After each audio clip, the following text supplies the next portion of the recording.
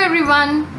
You can always reach out to me in case you have any doubt related to English.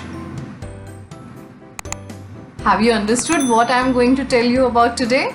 Reach out. Yes, R-E-A-C-H, reach out.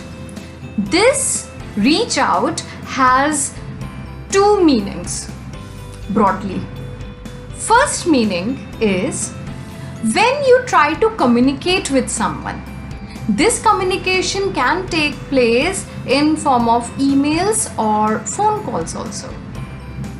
Okay, so whenever you are trying to communicate with someone or someone is trying to communicate with you, reach out can be used.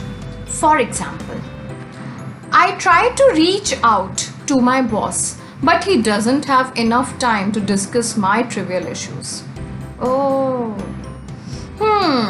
I tried to reach out to my boss, but he doesn't have enough time to discuss my trivial issues. This means I try to communicate with my boss. I try this thing to contact my boss, but my boss does not have enough time for me to discuss my petty issues. Okay, so how we can use it, you have seen. First example with first meaning. Now, meaning number 2.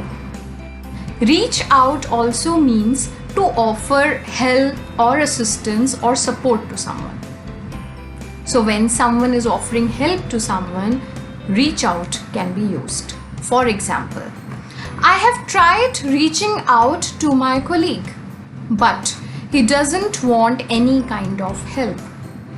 I have tried reaching out to my colleague, but he doesn't want any kind of help. So, in this case, I am trying to offer help to my colleague, but he doesn't want any kind of help. Okay, that's his lookout, but you are trying to offer help, and that's why you can use reach out. I hope you have understood both the meanings. As a recap, reach out means when you try to communicate or when you try to help someone. I hope this is clear. This is Anushree signing off. Thank you.